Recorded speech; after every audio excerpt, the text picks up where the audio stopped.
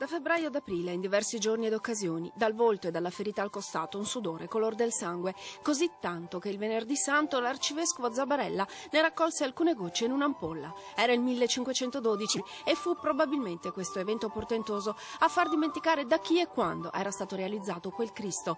Ci sono voluti il caso fortunato, ma anche lo studio di 2 esperti italiani per riscoprire solo nel 2009 che il crocifisso ligneo della Chiesa dei Servi è una mirabile esecuzione di Donatello a Padova tra il 1443 e il 1453. Una firma straordinaria come quell'evento straordinario del 1512 raccontato in una tela ospitata nella chiesa stessa.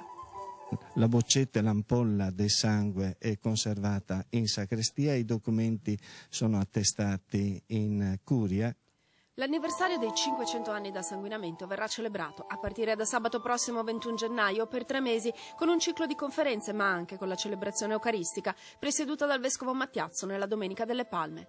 E il percorso è doppio, uno strettamente di carattere ecclesiale, religioso, attinente alla devozione e poi accanto a questi eventi un altro percorso di tipo strettamente storico-artistico. Solo in seguito partirà il restauro per togliere al crocifisso l'attuale dipintura finto bronzo e restituirgli la policromia originaria.